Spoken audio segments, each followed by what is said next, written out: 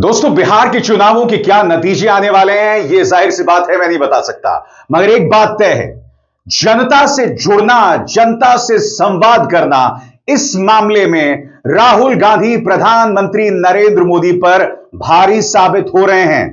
जी हां, चाहे जनता में उनके खिलाफ नारेबाजी भी हो, राहुल गांधी मुस्कान के साथ उनके साथ मिलते हैं। क्योंकि यह वीडियो जो सामने उभर कर आया है दोस्तों, वो हैरत में डालने वाला है और चिंता में डालने वाला। क्योंकि भारतीय जनता पार्टी के समर्थक जो हैं वो राहुल गांधी विरोधी नारे लगा रहे थे। जैसे कि आप जानते हैं, राहुल गांधी के खिलाफ पटना के एक पुलिस स्टेशन में एफआईआर दर्ज हो गया है, क्योंकि उन्होंने प्रधानमंत्री नरेंद्र मोदी के बारे में तू तड़ाक के अंदाज में बात किया। राहुल गांधी का कारवां जा रहा था दरभंगा, और वहां पर आप देखिएगा किस तरह से भारतीय जनता पार्टी के समर्थक नारेबाजी कर रहे हैं। राहुल गांधी आगे बढ़ते हैं, उन्हें टॉफी देते हैं और उनसे संवाद करने की कोशिश करते हैं कि बोलो, घबराओ मत। यह पूरा नजारा देखिए दोस्तों, 40 सेकंड का वीडियो है। और हां, आज के शो में हम बात करेंगे उस तिकड़ी की भी जिसने बिहार की राजनीति में तूफान लाकर रख दिया है। मगर सबसे पहले करीब 40 सेकंड का वीडियो देखिए जो मैं आपके सामने रख रहा हूं।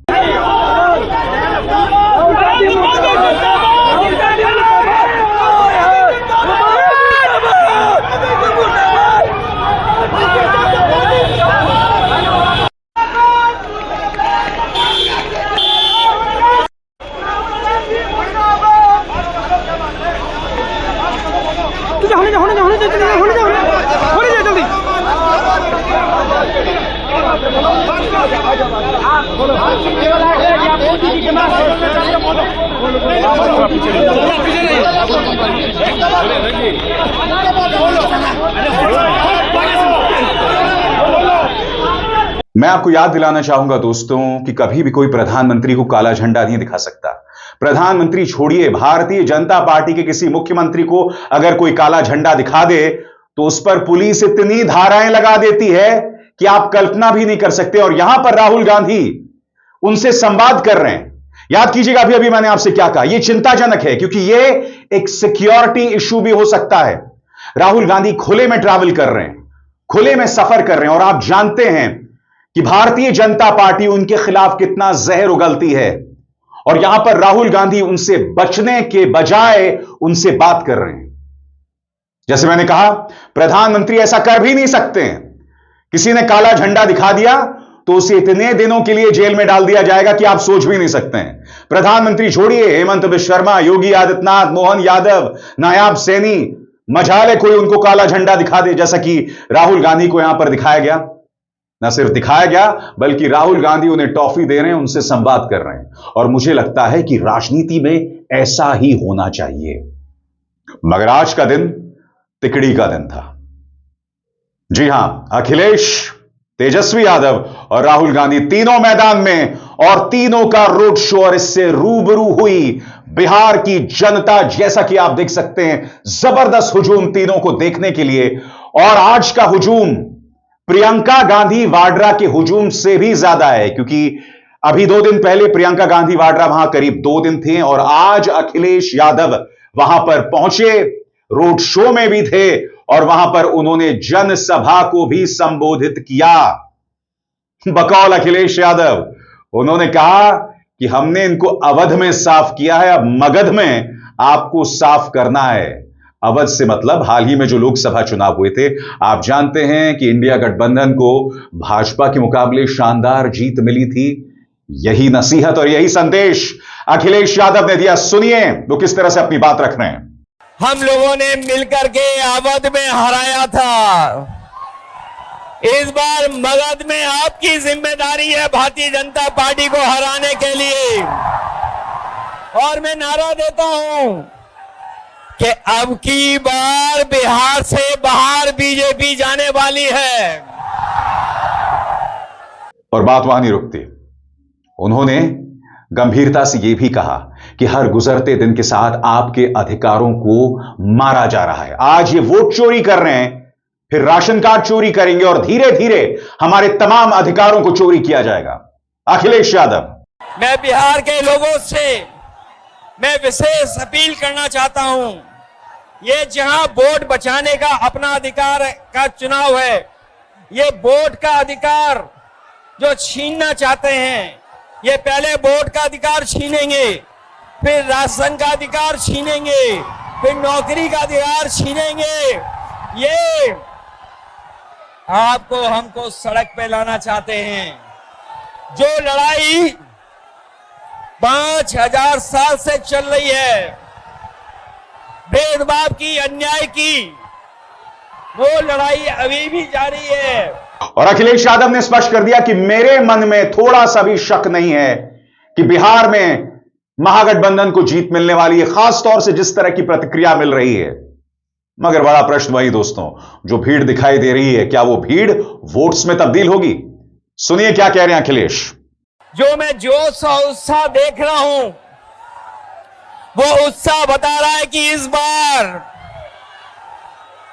बिहार के लोग यहां से भारतीय जनता पार्टी और उनके सहयोगी दलों को बाहर करने का काम करेंगे। और जो जोश दिखाई दे रहा है, वो बीजेपी की हार लिखेगा इस बार बिहार। दोस्तों, तो ना सिर्फ अखिलेश थे, तेजस्वी और राहुल गांधी, तेजस्वी यादव जो सही मायने में वोटर अधिकार रैली की ताकत हैं, उन्होंने क्या कहा कुछ देर बाद। मगर वोटर अधिकार रैली ने भारतीय जनता पार्टी की चिंताएं क्यों बढ़ा दी हैं? क्योंकि मुद्दा सिर्फ बिहार का चुनाव नहीं है। देखिए, बिहार के चुनाव के नतीजों में कई फैक्टर्स असर डालते हैं। करीबी मुकाबला हुआ तो प्रशासन किरदार निभाएगा, जैसे कि पिछली बार हुआ था। 5-6 सीटों में किस तरह से खेला हो गया था, आप सब जानते हैं। मगर चिंता की बात भाजपा के लिए हो रही है कि बिहार के अंदर राहुल गांधी को जिस तरह की प्रतिक्रिया मिल रही है। मैं आपको एक वीडियो दिखाता हूं। राहुल गांधी भाषण देने के लिए मंच पर आ रहे हैं और जनता की प्रतिक्रिया देखिए।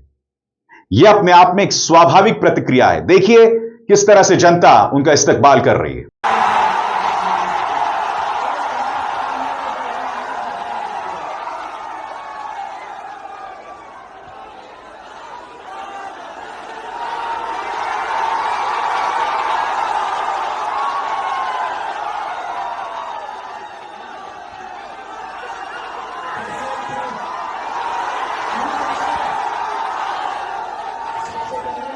और आगे बढ़ने से पहले एक जरूरी संदेश। मेरे कार्यक्रमों के लिए आप नोटिफिकेशन का इंतजार मत कीजिए। मेरे चैनल में जाइए और खुद जाकर कार्यक्रम देखिए और रहिए अपडेटेड। और हां, ज्वाइन कीजिए मेरा चैनल। देखिए यह जरूरी संदेश। स्वतंत्र और आजाद पत्रकारिता का समर्थन कीजिए। सच में मेरा साथी बनिए। बहुत आसान है दोस्तों, इस ज्वाइन बटन को दबाइए और आपके सामने आएंगे ये 3 विकल्प। इनमें से एक चुनिए और सच के इस सफर में मेरा साथी बनिए। और बात वहीं तक सीमित नहीं है दोस्तों। बच्चों के साथ राहुल गांधी का जो लिंक है और राजनीति में बहुत मायने रखता है। देखिए, एक तरफ तो होता है कि आप बेवजह बच्चों के कान खींच रहे हैं, आप गरीब बच्चों से कांटों के आगे मिलते हैं। आपको याद होगा वो तस्वीर, बैंगलोर की शायद तस्वीर थी। प्रधानमंत्री नरेंद्र मोदी गरीब के बच्चों से मिल रहे थे, मगर बीच में कांटे थे, एक कांटों की तार थी। मगर हां, जब अमीरों के बच्चों से मिलते हैं या दुनिया भर के जो नेता आते हैं उनके बच्चों से मिलते हैं तो उनके कान भी खींचेंगे, गाल भी खींचेंगे। राहुल गांधी जब बच्चों से इंटरैक्ट करते हैं ना, तो उसमें एक ईमानदारी, एक बहुत ही स्वाभाविक रवैया उनका दिखाई देता है, जो आप यहां पर लगातार देख रहे हैं। और यह अपने आप में बहुत कुछ कहता है। प्रदेश की जनता जब एक नेता को चुनती है तो वो कहीं ना कहीं उसके मन की अच्छाई को भी देखती है। राहुल गांधी जब भी बच्चों से इंटरैक्ट करते हैं, हालांकि उनके अपने बच्चे नहीं हैं प्रधानमंत्री की तरह, या फिर अपनी बहन से इंटरैक्ट करते हैं, अपनी मां से इंटरैक्ट करते हैं, तो उसमें कुछ बनावटी नहीं दिखता है। क्योंकि देखिए, आप और हम राहुल गांधी की राजनीति के बारे में जितना भी बोलते हैं, मगर बतौर इंसान इंसानी ताल्लुकात को लेकर राहुल गांधी ने हमेशा एक स्वाभाविकता, एक जेन्युइननेस का परिचय दिया है, जो इन तस्वीरों में दिखाई दे रहा है। और हां, राहुल गांधी मंच पर आते हैं और अपनी बात नहीं बोलते हैं, वोट चोरी वाली। सुनिए किस तरह से उसी बात को एक बार फिर जोरदार अंदाज में उन्होंने रखा। इन्होंने महाराष्ट्र में चुनाव चोरी किया, हरियाणा में किया, लोकसभा में किया, मगर हम बिहार का चुनाव इनको चोरी नहीं करने देंगे। बात मंजूर है? पक्का? वोट चोरी होगी बिहार में? होगी? बिल्कुल नहीं होगी। एक और वीडियो दिखाना चाहता हूं दोस्तों। समाचार एजेंसी एएनआई, जिस पर अक्सर आरोप लगता रहा है कि वो भारतीय जनता पार्टी के पक्ष में चीजें करती हैं, यह वीडियो अपने आप में बहुत कुछ कहता है। एएनआई उनसे बातचीत करना चाहती है, मगर राहुल गांधी उनका माइक खींचकर कहते हैं वोट चोर गद्दी छोड़। यह वीडियो अपने आप में बहुत कुछ है, क्योंकि इस वीडियो को किसी और ने नहीं, पार्टी की प्रवक्ता सुप्रिया श्रीनेत ने पेश किया, जिससे पता चलता है कि कांग्रेस इसे कितनी अहमियत दे रही है, कितनी तरजीह दे रही है। वीडियो देखिए साहब। चोर गद्दी चोर, वोट चोर, वोट चोर। तो जैसे मैंने कहा, वोटर अधिकार रैली के बाद राहुल गांधी एक कदम और आगे जा रहे हैं। और कैसे, मैं आपको बताता हूं। राहुल गांधी जो राजनीति कर रहे हैं ना, उस पर वो बिल्कुल भी क्षमा याचना वाले मूड में नहीं है। वो उग्र अंदाज में, कई बार वो कुछ लक्ष्मण रेखाओं को पार कर देते हैं। मगर जैसे मैंने कहा, तू तड़ाक जरूर करते हैं, जो उन्हें नहीं करना चाहिए, जो मैंने बार बार अपने मंच पर कहा है। मगर हां, वो उन भाजपा नेताओं की तरह नहीं है जो मां बहन की गालियां देते हैं, जो किसी की पत्नी को 50 करोड़ की गर्लफ्रेंड बताते हैं, कांग्रेस की विधवा कहते हैं, या जर्सी काऊ कहते हैं, या डिसलेक्सिया के बच्चों का मजाक बनाते हैं। कम से कम राहुल गांधी ये नहीं करते हैं।